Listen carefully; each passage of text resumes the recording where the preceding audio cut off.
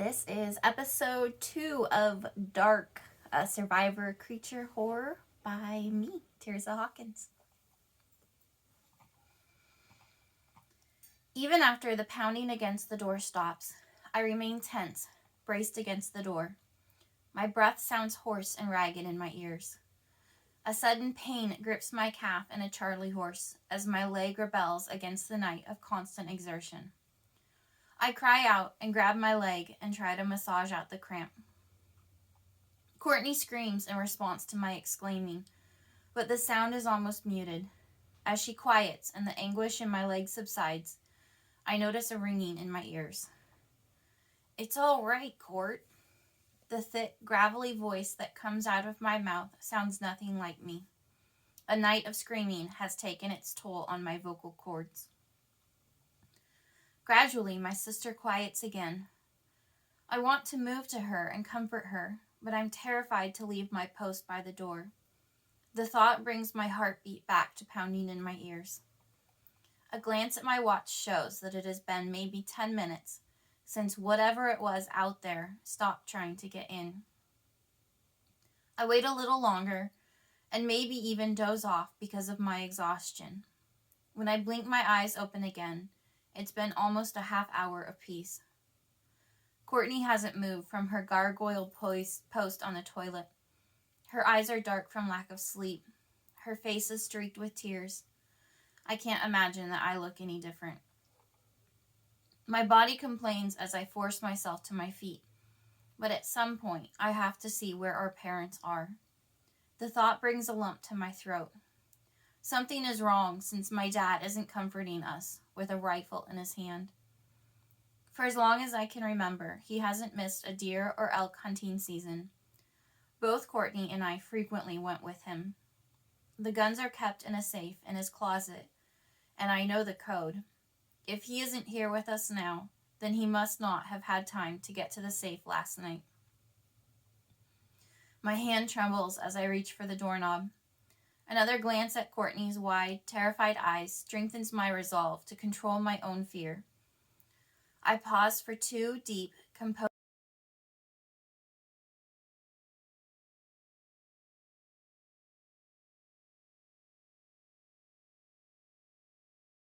Else, no.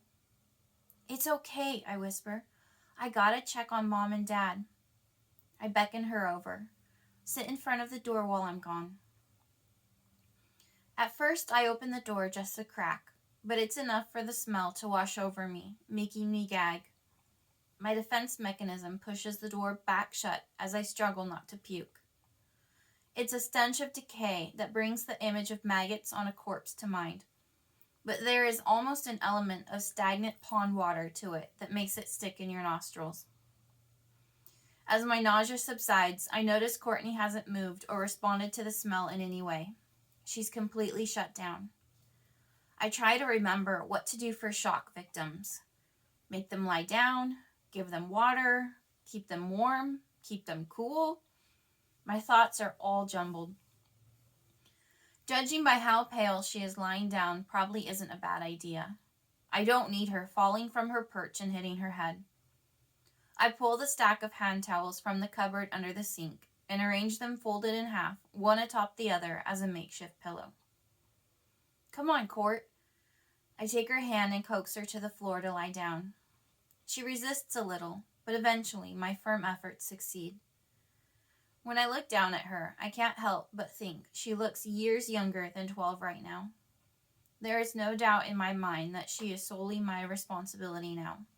I have to keep her safe. I grab the hand towel on the ring near the sink and wet it down and wring it out.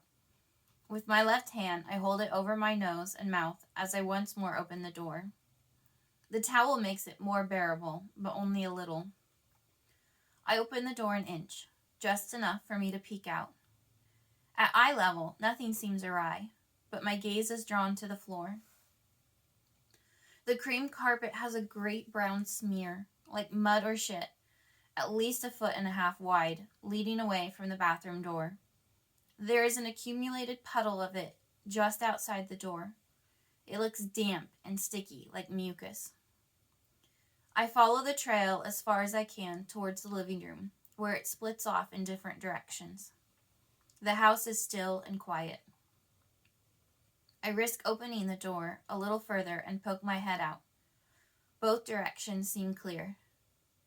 "Scoot against the door," I tell Courtney as I slip out, not knowing if she will respond or not. When I pull the door closed behind me, I hear a soft thud against it. I pray silently that she can respond quickly enough to let me back in if needed. With my back pressed against the wall, I inch my way towards the kitchen. My first thought is to acquire a weapon, and a knife is the closest one. More of the living room comes into view as I proceed. Part of the muck track leads to the front door, which appears to still be closed. Another trail leads up the stairs. My body freezes as I realize that the track leading off to the right goes under the couch. Whatever it is could be lying in wait to ambush me. A cold sweat creeps over my body. I stand still and listen for a moment, but the only sound is my breathing, too loud and uneven. "There's no reason to hurry, Kels. Take it slow and remain calm." An image of my parents bleeding to death, unable to call for help, comes unbidden to my mind. What if I'm just a few minutes too late? I can't play the what-if game. After another slow breath, I count to 10 and continue my glide against the wall towards the kitchen. At a sudden noise, I press the damp cloth tighter against my mouth to muffle my startled cry. The morning sun must be hot already, 'cause it's just the air conditioner starting up. When nothing jumps out to attack me, I wipe my sweaty right palm on my pajama pants and continue. The kitchen shows no signs of containing anything malevolent. There's no brown goo on the floor or the counters. At the sight of the faucet, my parched throat cries out for water. I pour a glass and pound it all. From the knife block, I grab the meat cleaver and the chef's knife. Now that I have weapons, I abandon the damp towel. The smell makes it difficult to breathe, but I would rather be able to put up a fight at this point. I bring the water glass back to Courtney and leave her with the chef knife. With the cleaver in hand, I slowly head for the stairs. From the way the sledge track only touches the first half of each step, I think whatever made it came down the stairs. There is enough room for me to walk to the side of it and not get my socks dirty. I have no desire to know what it is at the moment. I reach the stair landing and turn where I can see the closed double doors to my parents' room at the top. The trail of goop appears to pass underneath them. When I'm at the doors, I take a moment to brace myself for what may be inside. The air inside is less foul due to the window being open, but there is an underlying rusty metallic smell. It reminds me of the taste of biting your tongue so hard that it bleeds. The bedroom is exactly as I remember it always being, neat and orderly, except for the bed. My eyes take a moment to focus and understand exactly what I'm seeing. The bed seems to be a mess of blood, cotton, and shredded fabric. Don't scream, don't scream, don't scream. I press my hand to my mouth. The only thing that keeps my scream at bay is the thought of Courtney downstairs all alone hearing. When no sound comes out, I proceed further. I'm drawn to the bed, can't take my eyes off it. My feet shuffle forward even as my body is repulsed and doesn't want to see more. Everything begins to come into focus the closer I get. There is more on the bed than just blood and cotton shreds. I see shards of bone, globs of flesh, segments of intestines. This can't be real. Is this all that is left of my parents?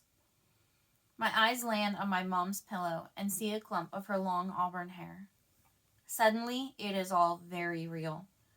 This is something I recognize as being part of the human I knew. Seeing the hair is the last straw. My knees go weak, and I lean against the wall and heave up stomach bile. The tears start, big drops rolling down my face as I finish retching. It's all too much. I lose control and begin sobbing uncontrollably. I have enough presence of mind to back away from the gore on the bed and slide down the wall until I'm sitting on the floor. Minutes pass as I remain in place, unable to move or get control of myself. It's long enough for my face to sting and my throat to burn. Kelsey! I faintly hear someone call my name. The voice is timid and thin and sounds far away. Kelsey! It's a little louder this time and more urgent. Kelsey! It has risen to an almost hysterical scream. I recognize my sister this time, and it brings me some composure. She's alone, scared, and panicking. Courtney, I try to respond, let her know I'm okay, but the word weakly leaves my raw throat. Kelsey! Courtney! I call back, forcing my voice to carry and be heard. It's all right. That's a lie. I'm all right. That might be a little closer to the truth, but I'm alive and untouched. I have to remind myself that I knew before or deeply suspected that our parents were dead. My mission here is to get guns. I'll just be a few more minutes. Okay, she meekly calls back. Using the wall behind me for support, I force myself to my feet while trying to keep my eyes averted from the bed. Like any other grotesque disfigurement, it draws my gaze back in for another look before I turn to the master bath. Across from the mirror and double sinks is the door to the closet where I'll find the gun safe. I make my way around the foot of the bed, past the sinks where my parents brushed their teeth just the night before, when they had still been alive. I turn on all the lights as I go, wanting to be able to see anything that might jump out and surprise me. To the right, inside the closet, hang my mom's clothes, arranged by seasons, style, and color. To the left, my dad's clothes are organized, only by whether it's a shirt or pants. I take a deep breath. This area of the house doesn't have the stench that permeates the rest. It still smells like my parents.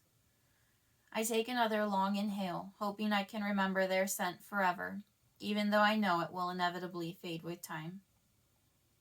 Across the closet is the gun safe. After Courtney and I had taken our hunter safety class, we'd been trusted with the combination. Mom had worries that it wasn't a good idea, but Dad wanted us to be able to defend ourselves if something ever happened to them. I silently thank him now for winning that argument. Inside are 3 rifles, a 30-06, 30-30, a shotgun, and 2 pistols, a 38 and a 9mm. I put the 30-06 over my shoulder and the 38 in its holster on the band of my pajama pants and grab a box of ammo for each. The 30-06 is the biggest of the rifles and the one my dad always carries for hunting. It scares me to shoot it as it has a mean kick that threatens to leave bruises on your shoulder, but I want the firepower. Whatever ate my parents last night and then came after Courtney and myself seemed pretty big. If it came to the worst case scenario, and I can't save us, then I will be sure Courtney doesn't suffer. As I begin to close the safe, I see my dad's hunting knife and grab that as well. After another hesitation, I decide to bring the 30-30 for Courtney. Maybe she will feel a bit safer if she is armed as well. Exiting the room means that I have to pass by my parents' bed again.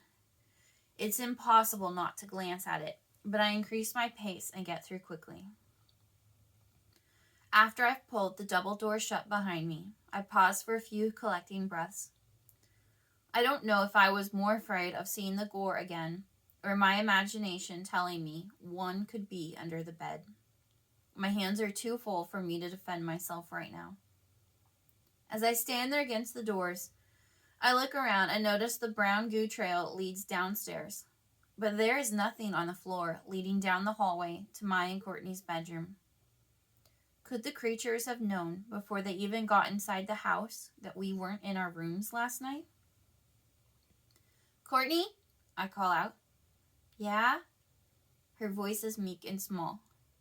Just another minute, Kay? Kay.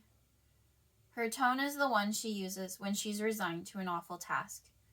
At least I know she isn't in full panic right now. I pass Courtney's room to get to mine. The door is still shut as I had left it last night. Inside, the air is much fresher and untainted. My things are undisturbed and so normal looking. My bed is still neatly made. On top of my dresser, a collection of blown glass figures sparkle in the sunlight. On the floor are the pants and dirty socks I had worn yesterday. A tear falls from my eyes as I remind myself that my mother will never again tell me to pick up my dirty clothes. I bite my lip to hold back more tears. I need to keep it together and get back to Courtney. That's when I see the phone on my desk. Why haven't I called the police yet? I move to it and hold the receiver to my ear. Because this is beyond the police. I had known that since sometime in the middle of the night. Calling the police is what any rational person would do. This is not a rational situation.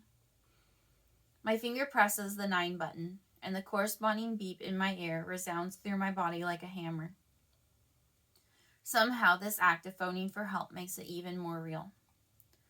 I press the 1 button once. I can still turn back now, set down the phone, climb into bed, go to sleep, wake up tomorrow, and find out it was all a really bad dream. I press the 1 button again. The harsh tone of a busy signal sounds in my ear. I drop the phone. It falls to the floor, but I can still hear the signal blaring incessantly. I had known all along there was no calling for help. In order to squash the terror that threatens to overwhelm me, I begin moving again. From the hook behind my door, I grab my backpack and turn the contents out onto the floor. Inside it go the boxes of bullets. When we decide to leave the house, we'll grab the rest of the ammo from the safe. I change into a pair of jeans and a t-shirt. On my belt goes the .38 and my dad's hunting knife. I throw my somewhat smaller hunting knife into the backpack for Courtney. As I leave the room, I pull the door closed behind me. From Courtney's room, I grab her a change of clothes, being sure to get a belt. Then I hurry down the stairs, taking care not to walk through the pungent trail I follow back to the bathroom and court. Put these on. Once she is changed, I hand her my hunting knife. She obeys, but moves slowly, like someone sleepwalking. I sit on the floor, exhausted. My eyelids are heavy and burning. My back is instinctively against the floor. Are Mom and Dad dead? The question is barely above a whisper. Courtney slides down the wall and leans her head on my shoulder. Yeah. She nods as if she has known this. What do we do now? I'm not sure. The all-night struggle and morning surprises are catching up with me. My eyes close. Let me think about it a bit, I mutter as I drift off. So that was episode 2 of Dark. I hope you enjoyed listening to it. If you would like to read it, it's available on Kindle Vella at the moment. Be sure to like, follow, or subscribe to be notified of the next episode and next stories. Thank you for listening, and any links you might need are in the description and show notes. Have a blessed day.